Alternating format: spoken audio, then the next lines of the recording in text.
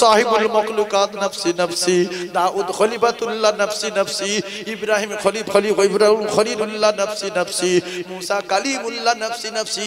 আমরা কিচ্ছু বুঝতে পারি না বলে শুধু ঘুমাই। এটা যারা আলেম ওলামা মাওলানা হাফেজ সাহেব যারা বোঝে, ওদের চোখ দিয়ে পানি আসে, ঝরঝর করে কাঁদে। আর অনেক মুখ্য লোক এর হাঁটে দেখছে, কাকা কাঁদছে কেন? কাকা বুঝতে পেরে কাঁদছে, কথা বুঝতে পারছে। আর অনেকে ঘুমাচ্ছে, পাশের লোক এরকম করছে। কি বলেছে বলুন? বলছে ও এরম করছে, ও বলছে খুতবা হচ্ছে, ঘুমোচ্ছিস কেন? কেন খুতবার সময় কথা বলতে নেই, দিশারায় কাজ সারছে। এরম করে বলছে, এ তখন বলছে আমি ঘুমোইনি, তুই চুপ কর। এই খুতবার সময় কথা বলা সুন্নত না মুস্তাহাব? মুস্তাহাব, হ্যাঁ মুস্তাহাব। মানুষ এই জন্য কথা বলে মসজিদে, বলছে মুস্তাহাব। খুতবার সময় কথা বলা তো দূরের কথা, কেউ যদি কথা বলে তা চুপ বলা হারাম। ভালো করে কথাটা বুঝলেন? খুতবার সময় কথা বলা তো দূরের কথা, কেউ যদি ভালো কাজ করার জন্য বাচ্চা ছেলে হোক আর বুড়ো হোক, তার যদি বলে খুতবা হচ্ছে চুপ কর, এই চুপ বলা হারাম। তুমি কি ফিতনা বাঁধাতে গেছো মসজিদে? আমার ছেলে মসজিদে লাফাচ্ছে আর পিছন দিক দিয়ে বলছে ও আব্বা মারছে। এই বাচ্চা ছেলের জ্ঞান আছে, ওর আব্বা প্রথম কাতারে, আর আপনার জ্ঞান গম্যি নেই বলে আপনি বলছেন এই চুপ।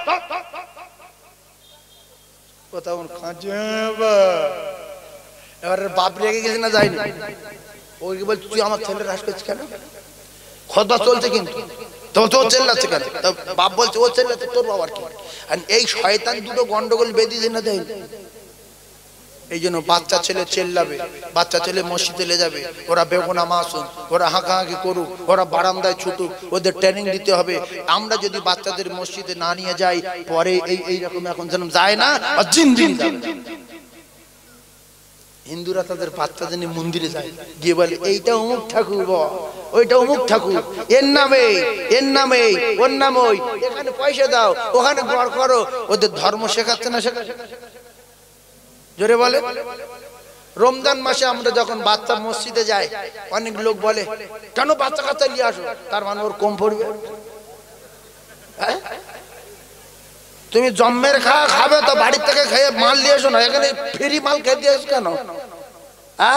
তোমার রোজার দাম নেই, তুমি ভোর 3টায় খেয়েছো আর সন্ধ্যা 6টার সময় ইফতারি করছো।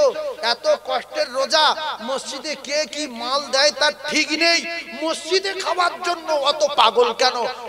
যদি ভিখিরি হন অন্তত গোটা 5-6 মুড়ি হাফ কুল কেটে বাড়ি রেখে আসবেন, একটা চপ কেটে 3 টুকরো বাড়ি রেখে আসবেন, 1 টুকরো মসজিদে নিয়ে আসবেন। নিয়ে এসে প্রথম আপনার চপের টুকরোটা দিয়ে চিবিয়ে পানি খেয়ে নেবেন, 4টে মুড়ি গালে দিয়ে পানি খেয়ে নেবেন। আপনার রোজা থাকলো না গেল? কথা বলে। কেউ যদি হাফ চপ খেয়ে পানি খায়, রোজা ভেঙে যাবে না যাবে না?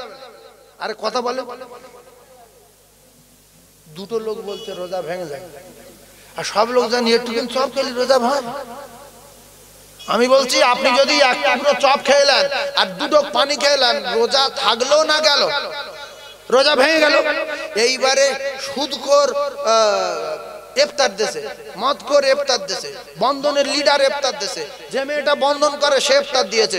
তাহলে আমি মসজিদে গিয়ে কার সুদির মাল, কার জাকাতের মাল, কার ফিতরার মাল ফিতনা না করে সবার মাল ভালো, আমি খারাপ, আমি 3টে মুড়ি, একটা শসা কেটে 3 ভাগ বাড়ি দেবো, 1 ভাগ লোবো, 2টো ছোলা লোবো, প্রথম আমার কষ্টের রোজাটা মুখে দিয়ে রোজা ভেঙে দিয়ে সবার মাল ভালো, আমার তো রোজা নেই, লেসো খেলি, লেসো লেসো বাবা লেসো খাই। তাহলে তুমি যদি এত আল্লাহর ওলি হলে, তাহলে তুমি তো গাঁটির থেকে মাল নিয়ে এসে মসজিদে খেতে পারতে। এই তোর মাল কি, এই ওর মাল কি? ও সুদখোর হতে পারে, ও ইফতারটা দিচ্ছে হালাল টাকা। ও বন্ধন করতে পারে, ওর মেহনতের টাকা ইফতার দিচ্ছে। তোমার কত জমখরচ না নিয়ে তোমার কষ্টের রোজাটা, তোমার হালাল টাকার মুড়ি, তোমার হালাল টাকার শসা, তোমার হালাল টাকার লেবু, তোমার হালাল টাকার চপ কিনে তুমি প্রথম এক টুকরা মুখে দাও, আর বাকি সাইডে দুজন আছে, দুজনকে দু টুকরা দাও। রাসূলুল্লাহ বলেছে একটা রোজাদারের যদি এক ঢোক সাদা পানি পান করাতে পারে 140টা ফরজের সওয়াব তার নামায় আমালে লেখা হবে, 70টা রোজার সওয়াব তার নামায় আমালে লেখা হবে। নিজে মসজিদে না নিয়ে গিয়ে কোথা থেকে কে নিয়ে এসেছে, কি মালটা ঠিক নেই, খাবার জন্য আমার দাও আমার দাও, এই তোমার ছেলে নিয়ে এসেছে কেন, ও রোজা রাখতে পারে, ও আপনার চেয়ে ভালো রোজা রেখেছে। অনেক বাচ্চা আছে দেখবেন জান শুকিয়ে যাচ্ছে, মা লাঠি নিয়ে তাড়ছে, যাই রোজা ভেঙে দে, বলছে আমি রোজা ভাঙবো না, আমি পালাবো, পালিয়ে গেছে। ভোরের বেলা ডাকিনি বলে সকালবেলা মায়ের ধরে মারছে, ডাকিনি কেন বল, দুপুরে ভাত খাবো না, না খেয়ে রোজা রাখবো, আছে না নাই? আর সেই বাচ্চারা যখন মসজিদে গেল, পেটকু পেটুক পেটুক বলছে এই রোজা রাখতে পারে, ওর কলিজাটা শুকিয়ে যাচ্ছে, আল্লাহ আমি রোজা রেখে যাই, রে বলে কি? এরম ছেলে বহু রোজা রাখে, কিন্তু এই যারা পেটুক এদের কাছে ঠেলা খায়। সুতরাং আজ থেকে শপথ করুন, কষ্টের রোজাটা আমি মসজিদে গিয়ে যখন ইফতার করব, আমার বাড়ির থেকে হাফ শসা হোক, হাফ কলা হোক, হাফ সবেদা হোক, 1 গ্রাম মুড়ি হোক, যদি ফকির হয় ছোলা মুড়ি যদি না থাকে, অন্তত নিজের বাড়ির থেকে পানি 1 বোতল নিয়ে নিজে প্রথম 2 ঢোক পানি খাবেন, রোজা থাকবে না যাবে? রোজা ভেঙে যাবে। এইবারে বাইরে যে যত মাল এনেছে খাদ্য খাওয়া খান, মাল যদি ভালো হয় প্রত্যেকটা রোজার বদলা সে 70টা করে রোজার সওয়াব পাবে, রোজার নিয়তে 70টা পাবে, 140টা ফরজের আদায়ের সওয়াব তার নামায় আমলে লেখা হবে। আপনার মাল যদি খারাপ হয় বিচার আল্লাহ করবে। আমার সন্দেহ কেটে গেল, আমি আমার মাল দিয়ে পানি খেলাম, বা আমার পানি আমি খেলাম, বা যদি টাকা থাকে ফকির না হয় অন্তত একটা শসার ফালি, হাফ তরমুজ, হাফ লেবু, হাফ শসা, হাফ কলা বাড়ির থেকে নিয়ে একটু টুক করে খেয়ে রোজা ভেঙে দিলাম। এইবারে যে যত মাল নিয়ে এসছো খেয়ে নিলাম, তাহলে হাঁকাচেল্লা বন্ধ হবে। নইলে খালি হাতে মসজিদে গিয়ে আমার শরবত কই, আমার সোনা পড়েনি কেন, গন্ডগোল হয় না? হয় আমার একটা সোনা আমার 1 কোটা কেন? তুমি দুটো পেয়েছো, শহরের নামাজ পড়ো, দূরে পড়ে বাড়ি যাও।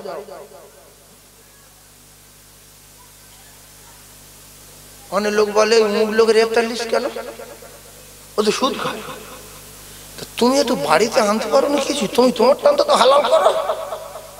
এই জন্য কারোর কিছু না বলে বিশ্বাস করুন, যারা বন্ধন করে, যারা উল্টো পাল্টা ব্যবসা করে, আমি অনেক জনের মুখ দিয়ে শুনেছি, আল্লাহর রাস্তায় বলছি যে হুজুর এই রমজান মাসে যখন ইফতারি দেই, আমি যখন মানুষের খেতে দেই, আমি যখন মানুষের সাহায্য করি, তখন আমি আমার হালাল টাকা দিয়ে করি। বিশ্বাস করুন, ইমানদারির সঙ্গে বলছি, আমার কিছু টাকা আলাদা থাকে। তাহলে আমি যদি এত বুড়ো হই, সবার যদি মালটা খারাপ হয়, উমুকের মালটা খারাপ হয়, তো আমার তো জ্ঞান কমই ভালো।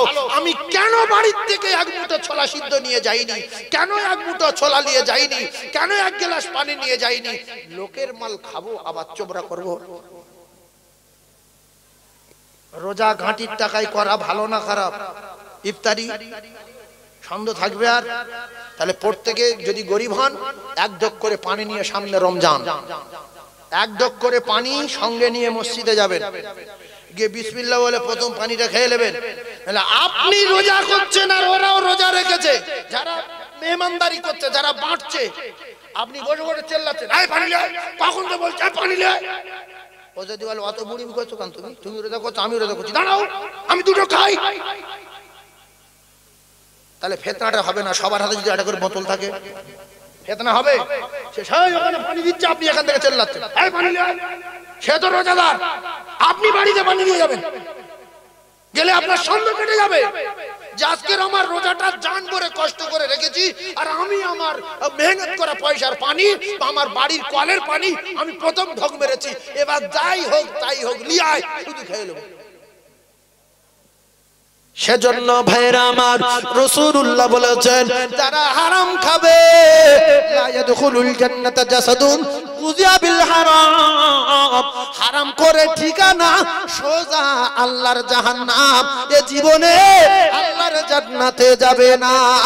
সেই জন্য ছেলেদের জুয়া খেলা না শিখিয়ে, চুরি করা না শিখিয়ে যদি আল্লাহর কালাম শেখান, আমি কসমকে বললে ভুল হবে না, ওই ছেলেটা আলেম করার দরকার নেই, মাওলানা করার দরকার নেই, মুফতি করতে পারেননি, দরকার নাই।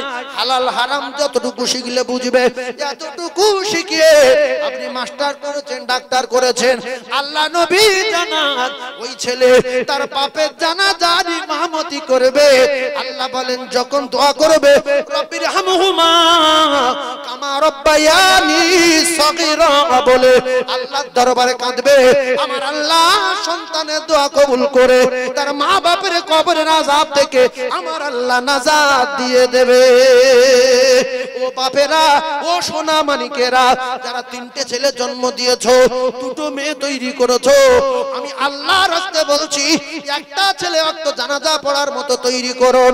আও ওয়ালাদিন সালিহিন ইয়াদউ লাহু, নেক সন্তান যদি তৈরি করে না যেতে পারি, তাহলে আপনার কবরের পাশে দাঁড়িয়ে বলবে কে? রব্বির হামহুমা কামা রব্বায়ানি সগীরা। আপনার জন্য দোয়া করবে কে? রব্বির হামহুমা কামা রব্বায়ানি সগীরা। গ্রামের ইমামের জানাজা পড়ানো আর আপনার বেটার জানাজা পড়ানো, আসমান আর জমিন ফেরা হয়ে যাবে। গ্রামের ইমাম দোয়া করবে আর আপনার বেটা আপনার জন্য দোয়া করবে, আসমান আর জমিন ফেরা হয়ে যাবে।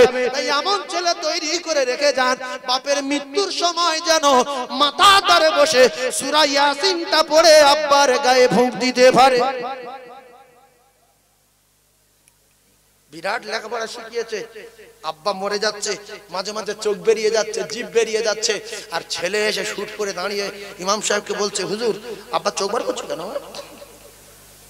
500 ফেরেশতা মুকুট মারছে, জাহান্নামের আগুনের রড মারছে, সে জ্ঞান তো আপনার নেই, আর সে শিক্ষা আপনার বাপ আপনার শেখায়নি। আপনি বলছেন আব্বা মাঝে মাঝে ঝাড়া মারছে কেন? আমি এসছি মনে হচ্ছে আমার সঙ্গে কথা বলবো বলবো এরকম করছে, আর চোখ নিয়ে ঘুরুচ্ছে। ও তুমি এসছো বলে? আল্লাহ রাসূল বলে ওই সময় ফেরেশতাদের দেখে ফেরেশতাদের ভয়ে সন্তুষ্ট হয়ে যায়, আর ফেরেশতারা জাহান্নামের কাঁটা নিয়ে লোমের লমায় গোল গোড়ায় গোড়ায় মারে। জান একবার হাঁটুকে চলে যায়, একবার গুরগাঁটে চলে যায়, একবার হাতের ভিতরে চলে আসে, আর ওইভাবে ফেরেশতারা মারে। তখন জিভ বেরিয়ে যায়, চোখ বেরিয়ে যায়। বেটা যদি জ্ঞানগম্যি ভালো হতো, ওই বেটা মাথা তারে বসে আল্লাহর কোরআনী সূরা ইয়াসিন পড়ে যদি একটা বার ফুঁক দিয়ে দেয়, ওই বাপের মৃত্যুর জ্বালা যন্ত্রণা 70 ভাগ দূরে সরে যায়। খিঁচছে কেন? যেদিন আপনার হবে সেদিন আপনি বুঝতে পারবেন মৃত্যুর সময় খেঁচে কেন। রাসূলুল্লাহ বলেছে যার জান কবজা হবে সে ফেরেশতা দেখতে পাবে, যার জান কবজা হবে সে দেখতে পাবে। ওফ, আল্লাহু আকবার, আল্লাহু আকবার। উসমান গনি সাহেব হুজুরের যখন আমরা বাচ্চারা যখন গালে পানি দিচ্ছি ওই বৈঠকখানায় বাইরে, তো হুজুর উপরের দিকে তাকিয়ে আমাদের বললেন, বাবারা তোমরা সব সরে যাও, ফেরেশতাদের দল আসছে, ফেরেশতাদের দল আসছে। হুজুর ইন্তেকাল করলেন, কলমা পড়তে পড়তে হুজুরের জানাজা হলো ওই মাঠে, মাইক খাটিয়ে জানাজা হয়েছে, আর মাটি হলো ওই বাঁশ বাগানে রাস্তার কোলে। হাফেজ সাহেব তো নিশ্চয়ই জানাজা ছিল নাকি গো? হ্যাঁ, কাদের ভাই হাফেজ সাহেব, আমরা তো বাঁটার মাদ্রাসার ছাত্র। আল্লাহু আকবার। হুজুরের মতো সেম একটা মানুষ টুপি মাথায় দিতেন, চালতা বেড়ে কোবাদ আলী সাহেব, হুজুরের মতো টুপি মাথায় দিতেন। হুজুরের টুপি এরকম জাল টুপি, এরকম উঁচু জাল টুপি। কি কায়দা! আমি ভাবি যে টুপিটা কাঠের মতো শক্ত কেন? তালের চোচের টুপি না, সুতোর টুপি, অথচ উঁচু, আর টুপিতে মনে হচ্ছে কি একটা জিনিস থাকতো, ঝলমল ঝলমল করতো, ঝলমল ঝলমল করতো, চিকচিকে দেয়া থাকতো। বাবু বলছে চিকচিকে দেয়া থাকতো, হ্যাঁ চিকচিকে দেয়া থাকতো। আল্লাহর ওলি মানুষ, আমরা চিনতে পারিনি অনেকে, লোক চলে গেলে তার ভালো বলি।